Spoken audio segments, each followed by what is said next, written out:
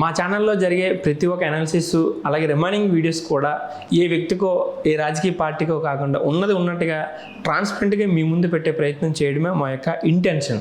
So మా నుంచి మరిన్ని వీడియోలు రావాలనుకుంటే please do subscribe our channel.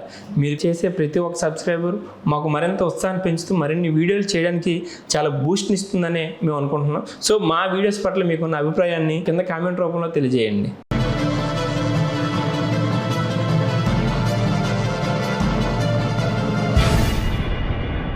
Visakhapatnam జిల్లాలో రాజకీయాలు తారాస్థాయికి చేరుకున్నాయి. ఎందుకంటే రాజకీయాలన్నీ కూడా గ్రేటర్ విశాఖపట్నం మేయర్ పీఠం చుట్టూనే తిరుగుతున్నాయి. ఇప్పటికే ఎవరి రాజకీయం వాళ్ళు చేస్తున్నారు, ఎవరు రాజకీయ ఎత్తులు పై ఎత్తులు వేస్తున్న పరిస్థితి. సో ఇదంతా దేనికోసం అనుకుంటే విశాఖ మేయర్ పీఠంపై మేము కైవసం చేసుకుంటాం అంటున్నారు. ఎందుకంటే గతంలో జరిగినటువంటి ఎన్నికల్లో మేయర్ పీఠానికి కావాల్సినటువంటి Visakhapatnam greater Visakhapatnam municipal corporation పరిధిలో 98 వార్డులుంటే మిగతా ఎక్స్ఎఫ్ఈఎస్ సభ్యులతో కలిసి ఒక మేయర్ పీఠాన్ని కైవసం చేసుకోవాలంటే వాళ్ళకు ఉన్నటువంటి మ్యాజిక్ ఫిగర్ 74. సో ఈ 74లో గతంలో వైసీపీ ప్రభుత్వం అధికారం చేపట్టిన తర్వాత ఖచ్చితంగా వాళ్ళకి కావాల్సిన మెజారిటీని వాళ్ళు కైవసం చేసుకున్నారు. వాళ్ళకు ఉన్నటువంటి ఆ బలంతో వాళ్ళు మేయర్గా గొలగాని హరివెంకట కుమారిని ఎన్నుకోవడం జరిగింది. సో గడిచిన అనంతరం కూడా ఇప్పుడు జరిగినటువంటి ఎన్నికల్లో కూటమి ప్రభుత్వం అధికారం చేపట్టింది. సో అధికారం చేపట్టంగానే చాలా రాజకీయ పరిణామాలు చోటు చేసుకున్నాయి. అదంతా మనం చూసాం.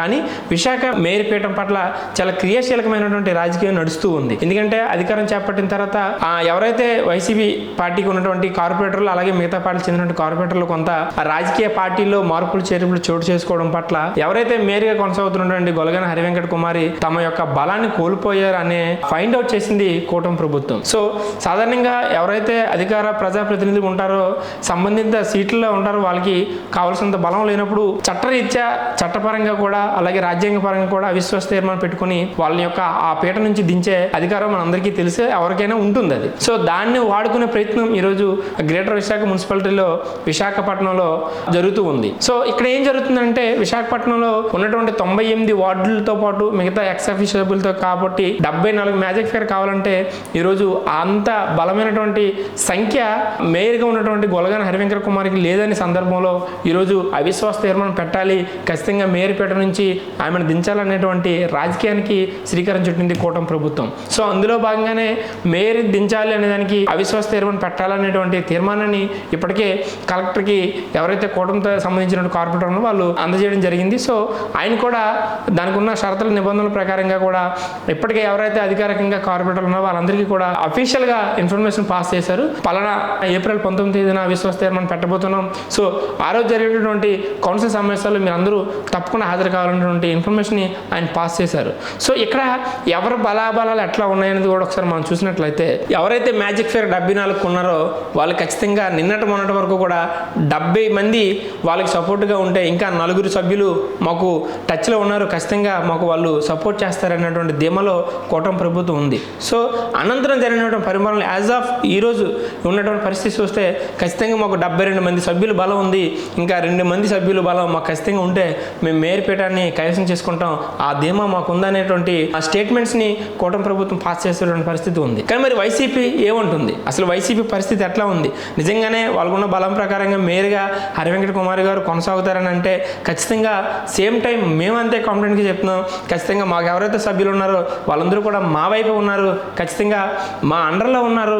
రేపు 19న పెట్టబోయే అవిశ్వాస తీర్మానం వీగిపోతుంది అనేటువంటి స్టేట్మెంట్ని కౌంటర్ అటాక్ చేస్తూ వైసీపీ కూడా రిలీజ్ చేస్తున్నటువంటి స్టేట్మెంట్స్ మనం చూస్తూ ఉన్నాం. సో ఒకసారి బలాబలాలు ఒకసారి డెప్త్గా మనం విశ్లేషణ చేసినట్లయితే 74 మంది సభ్యులు ఎవరైతే బలం కావాలో ఖచ్చితంగా వాళ్ళకి 72 మంది సభ్యులు బలం ఉంది, ఇంకా 2 సభ్యులు ఉంటే ఖచ్చితంగా అధికారం చేపట్టబోతున్న ధీమలో కూటమి ప్రభుత్వం ఉంది. అయితే ఇంకా ఆ 2 సభ్యులు ఎవరు పడబోతున్నది మనకున్న అనాలిసిస్ ప్రకారం చెప్పినట్లయితే కమ్యూనిస్ట్ పార్టీకి చెందినటువంటి 2 వ్యక్తులు నోటర్ స్టాండ్లో ఉన్నారు. అలాగే మాజీ మంత్రి ముత్తంశెట్టి శ్రీనివాసరావు కుమార్తె అయినటువంటి ముత్తంశెట్టి లక్ష్మీ ప్రియాంక కూడా నోటర్ స్టాండ్లో ఉన్నారు. సో వీళ్ళు ముగ్గురు కానీ ఒక స్టాండ్ తీసుకొని కూటమి ప్రభుత్వానికి సపోర్ట్ చేసిన చేసినట్లయితే వాళ్ళ అన్న ప్రకారంగా కూడా ఖచ్చితంగా మేయర్పేటని కూటమి ప్రభుత్వం కైవసం చేసుకోబోతుంది. లేదు ఒకవేళ నిజంగా వాళ్ళు ముగ్గురు కూడా నోటల్ స్టాండ్లో మాత్రమే ఉంటే ఖచ్చితంగా అవిశ్వాస తీర్మానం విగిపోతుంది. మళ్ళీ మేయర్గా కూడా హరివెంకట కుమారి కొనసాగుతారనేటువంటి రాజకీయ విశ్లేషణ చర్చ నడుస్తూ ఉన్నటువంటి పరిస్థితి. సో మరి వీళ్ళు ముగ్గురు కూడా ఏ స్టాండ్ తీసుకోబోతున్నారు, వాళ్ళు ఏ పార్టీకి సపోర్ట్ చేయబోతున్నారు అనే విషయాన్ని మనం రేపు 19వ తేదీ వరకు వెయిట్ చూడాల్సినటువంటి పరిస్థితి చూస్తూ ఉన్నాం. అసలు ఇంతకీ మేయర్ ఇంకా ఎంతకాలం ఉంది, అసలు మేయర్ యొక్క విధి విధానాలు ఏంటి, అసలు మేయర్ పట్ల ఎందుకు ఎంత రాజకీయం చోటు చేసుకుంటుంది అనేది ఒకసారి మనం చూసుకున్నట్లయితే వైసీపీ ప్రభుత్వం అధికారం చేపట్టిన తర్వాత ఇప్పటి వరకు సుమారుగా 4 ఏళ్ల పాటు మేయర్గా ఆమె కొనసాగారు. సో ఇంకా మేయర్ ఉన్నటువంటి పదవి కాలం 1 సంవత్సరం మాత్రమే కేవలం ఉంది. సో ఇట్లాంటి పరిస్థితుల్లో ఈ 1 ఇయర్ కాలంలో కూడా మేము మేయర్పేటని కైవసం చేసుకోవాలి, మేయర్పేటలో కొనసాగాలనేటువంటి ఒక రాజకీయ పరిస్థితులకి తెరతీసింది కూటమి ప్రభుత్వం. ఎందుకంటే వాళ్ళకి జనసేన కార్పొరేటర్లు అలాగే టీడీపీ కార్పొరేటర్ సపోర్ట్ ఉంది. సో అట్లాంటి సమయంలో ఇక్కడ జరుగుతున్నటువంటి పరిస్థితుల పట్ల ఖచ్చితంగా అవిశ్వాస తీర్మానం పెడితే మేము నెగ్గుతామన్నటువంటి ఒక ధీమాలో ఈరోజు కూటమి ప్రభుత్వం అవిశ్వాస తీర్మానాన్ని ప్రవేశపెట్టి అవిశ్వాసం పెట్టాలనేటువంటి నిర్ణయం తీసుకుంది. ఈరోజు రాజకీయ పరిస్థితి విశాఖపట్నంలో జరుగుతున్న పరిస్థితి.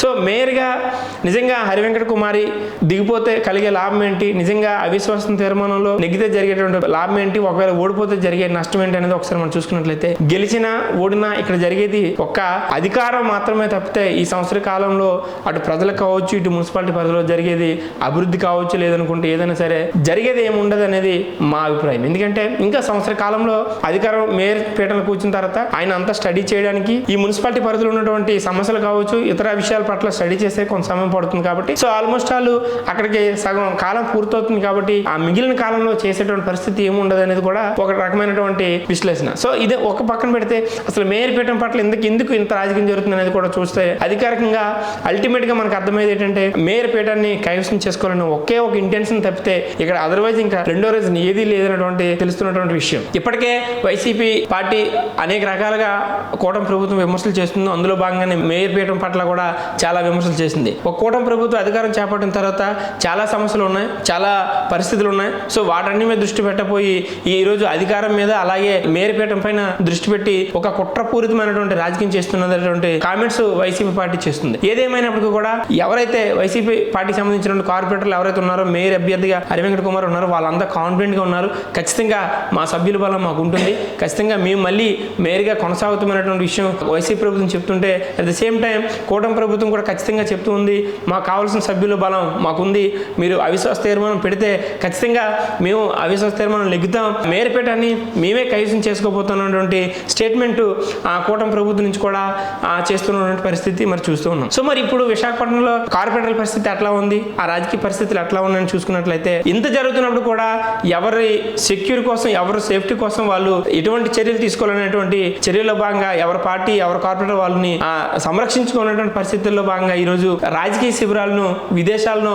నిర్వహించినటువంటి విషయం మనకు క్లియర్ గా కనబడుతూ ఉంది. ఎందుకంటే వైసీపీ చెందినటువంటి కార్పొరేటర్లు మొదటిగా బెంగళూరు షిఫ్ట్ చేస్తే అక్కడి నుంచి ఏకంగా దేశం దాటి శ్రీలంక వంటి ప్రాంతాల్లో కూడా వాళ్ళకి విదేశాల్లో రాజకీయ శిబిరం ఏర్పాటు చేయడం జరిగింది. సేమ్ టైం కూటమి చెందినటువంటి టీడీపీ కార్పొరేటర్లు డైరెక్ట్ గానే విశాఖపట్నం నుంచి మలేషియా వెళ్ళిపోయి అక్కడ రాజకీయ శిబిరాల్లో ఉండి అక్కడ ఉన్నటువంటి వాళ్ళ యొక్క నాయకుల సూచనల మేరకు అక్కడ వాళ్ళు కొనసాగుతున్నటువంటి విషయం మనకు క్రిస్టల్ క్లియర్గా అర్థమవుతుంది. సో మరి ఇక్కడ జనసేన కార్పొరేట్ సంబంధించినటువంటి అయితే ఇప్పటికిప్పుడు అందిన విషయం ప్రకారంగా అయితే మొదటిగా పవన్ కళ్యాణ్ గారు చెప్పినటువంటి ఆ నిర్ణయానికి మేము కట్టుబడి ఉంటాం, ఆయన దిశానిర్దేశాల్లో మేము ఖచ్చితంగా వెళ్తామనేటువంటి స్టేట్మెంట్ని ఇప్పటికే జనసేన సంబంధించిన కార్పొరేటర్లు వెలువరించారు. కానీ వాళ్ళు కూడా విదేశాలకు వెళ్ళబోతున్నారు. ఎందుకంటే మరికొద్ది రోజుల్లోనే ఈ యొక్క అవిశ్వాస తీర్మానం ఏప్రిల్ 19న ప్రవేశపెట్టనున్న సందర్భంగా ఈ తక్కువ రోజుల్లో ఏ రాజకీయ పరిణామాలను చోటు చేసుకోవచ్చు అనే ఒక ఆలోచనతోనే వాళ్ళు కూడా విదేశాలకు వెళ్ళే ఛాన్స్ ఉందనేది వార్తలు కూడా మనకి వినబడుతూ ఉన్నాయి. సో ఏది ఏమైనప్పటికీ కూడా ఒక విశాఖపట్నం లాంటి మహానగరంలో ఒక మేయర్పీఠం దక్కించుకోవడం అనేది కూడా ప్రతి ఒక్క రాజకీయ పార్టీకి ఒక ప్రతిష్టాత్మకమైన అంశంగా మనం చెప్పుకోవచ్చు. సో అందులో భాగంగానే ఒక సంవత్సరం కాలం పాటు అధికారం ఉన్నప్పటికీ కూడా ఖచ్చితంగా మేయర్పేటను కైవసం చేసుకోవాలనే ఒక కాన్సెప్ట్తోనే ఈ రాజకీయ పార్టీలు చాలా డబ్బుని వెచ్చించి చాలా డబ్బుని ఖర్చు పెడుతూ వాళ్ళ యొక్క కార్పొరేటర్లని వాళ్ళ యొక్క పరిధిలో ఉంచుకొని వాళ్ళ అండర్లో ఉంచుకొని రేపు పొద్దున్న అవిశ్వాస తీర్మానం పెట్టినప్పుడు ఖచ్చితంగా వాళ్ళకి కావాల్సినటువంటి సాలిడ్ మ్యాజిక్ ఫిగర్ని కైవసం చేసుకున్న ఆలోచనతోనే ఇప్పటికే విదేశాల్లో రాజకీయ శిబిరాలు నడుస్తూ ఉన్నటువంటి పరిస్థితి మనం చూసాం. సో దానికి సంబంధించినటువంటి చట్టపరమైన చర్యలు ఇప్పటికే కలెక్టర్ తీసుకుంటూ ఉన్నారు. ఎందుకంటే వాళ్ళకి కావాల్సినటువంటి ఏ విధమైనటువంటి అవిశ్వాస తీర్మానం ప్రవేశపెట్టాలని తీర్మానాన్ని కలెక్టర్ గారికి అందజేశారో అనంతరం ఆయన కూడా సంబంధిత కార్పొరేటర్లకి అఫీషియల్ ఇన్ఫర్మేషన్ పాస్ చేయడం జరిగింది. 19వ తేదీన జరిగే కౌన్సిల్ సమావేశాలకి ప్రతి ఒక్క కార్పొరేటర్ హాజరవ్వాలనేటువంటి విషయాన్ని వాళ్ళకు తెలియజేయడం జరిగింది. సో ఇప్పుడు విశాఖపట్నంలో ఉన్నటువంటి రాజకీయ వాడి వేడి అంటే మేయర్పేట. సో 19వ తేదీన జరగబోయేటువంటి మేయర్పేటని కూటమి ప్రభుత్వం కైవసం చేసుకుంటుందా, లేదనుకుంటే యథావిధిగానే వైసీపీ మేయర్గా ఉన్నటువంటి గొలగన హరివెంకట కుమార్ గారే మేయర్గా కొనసాగుతారనేటువంటి అంశాలు తెలియాలంటే మనందరం కూడా చాలా ఇంట్రెస్టింగ్గా 19వ తేదీ వరకు వెయిట్ చేసేటువంటి పరిస్థితి ఉంది.